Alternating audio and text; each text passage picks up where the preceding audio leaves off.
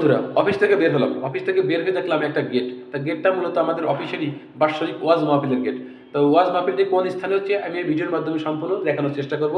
আপনারা ভিডিওটি স্কিপ না করে দেখতে থাকুন। তো আমি এখন চলে যাব সরাসরি যেখানে মাহফিল হবে সেই স্থানটাতে।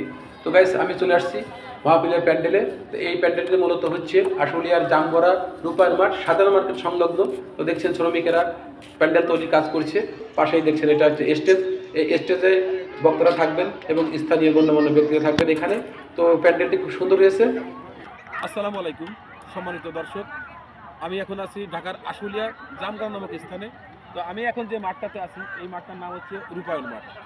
তো আমি যে কারণে ভিডিওটি বানাচ্ছি, আমার পিছনে দেখছেন একটা স্টেজ। তো এই স্টেজ আছে মূলত একটা ওয়াজ মাহফিলের স্টেজ। এটা হচ্ছে ইসলাম গার্মেন্টসের সৌজন্যে মালিক শ্রমিকের উদ্যোগে বাৎসরিক যে ওয়াজ মাহফিল হয় সেই ধারাবাহিকতায় আগামী 24শে জানুয়ারি রোজ শুক্রবার বাদ আসর আমাদের এই ওয়াজ মাহফিল শুরু হবে।